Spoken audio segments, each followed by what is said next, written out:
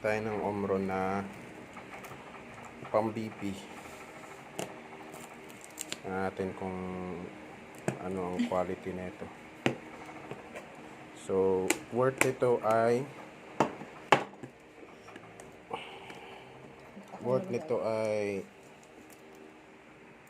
kano? 2,250.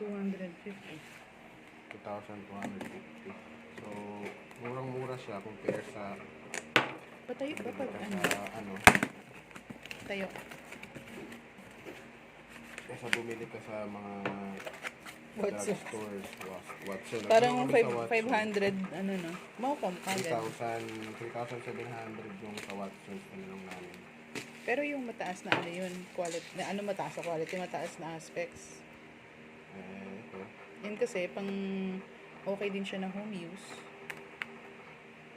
Magkano to? 2,000? 2,250. 2,250. So, 1,000 na higit ng... So, digital ito, guys. Digital. Ayan. So, Omron. So, branded naman tong Omron. Yan yung pinakamaganda when it comes to blood monitoring. So, may instruction na to dito. Hindi ko na alam paano ito gamitin. So, kami talaga yung literal na walang alam. So, may battery siya, no? Oo, di baterya kasi So, siya. 4 na battery na yan. Hindi natin siya matitest kasi wala tayong battery. Alam ko meron siyang included na battery. May included ba siya? Yep. Wala.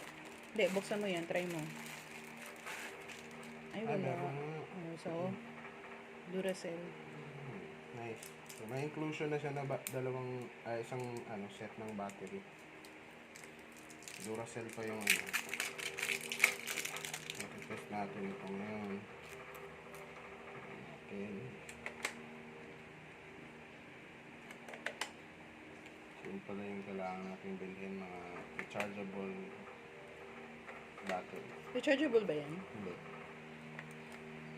Rechargeable. Pero di naman wala kas kumain ng battery yan. Yung instruction dito, warranty. 5 years warranty. 5 years warranty ito. Direct sa Omron. Pero I don't think so na hahabulin pa yan. Kailangan tago mo yung ano mo. Papahirapan ka lang din nila niyan. Hindi naman, when it comes to after service, So, maraming nagsasabi na maganda. Just ito pa yung receipt mo. May receipt ko siya. Tapos ito yung kanyang, ito yung Arm cuff. measure, ito yung tawag dito, Arm cuff. arm cuff. So dyan, lulusot yan. Tapos, so saan to? Sa harap. So ngayon, May instruction dyan. ikaw na kasi kayong nakakaalam. Yan. So, legit ito guys. Try natin i-on to. Ito ba pag on ito? So pinapasok siya dito. So, parang hangin lang yung mini-measure niya. Ano? Parang hangin lang.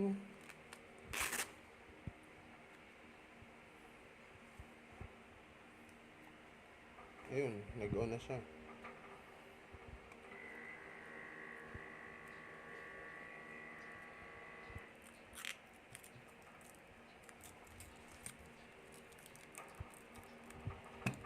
Pasok natin dito. So yung parang ano niya.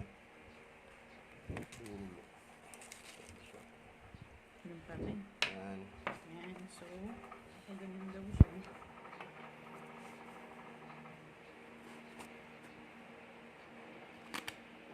Baliktad. Ay, hindi. Dapat enough lang na, na hindi siya bababa at tataas. Tapos, ito, papasok mo to. Nakaiwan yan. Pasok mo yun. Si chest mo lang.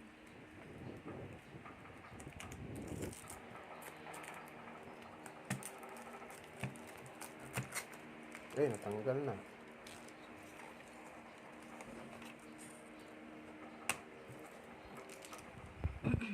Start. I-off mo muna. Para ano. Paano ba i-off? Wala siyang ibang switch. Ayan, stop. Start.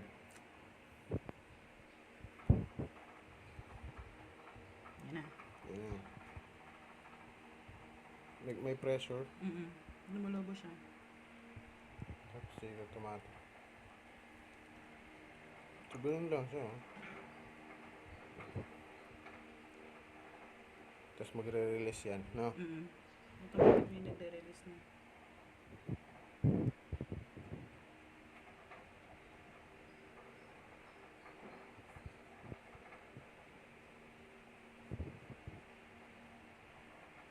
Ayan, pumipintin na siya. Easy to use lang. No! Ang taas. Ano yung reading na yan? 133/76. Ano yung edit sa baba? Parang ano yan, 130/80. Hindi, okay pa yan. 130/80. Yan na.